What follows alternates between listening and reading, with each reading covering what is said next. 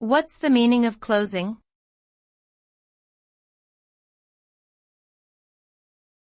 Closing.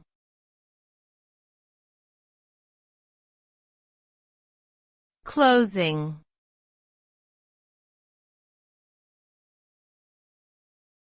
Closing.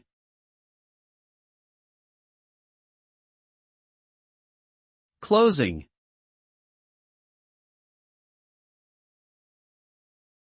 Closing refers to the final step in a business transaction, where all the necessary paperwork and funds are exchanged between the parties involved.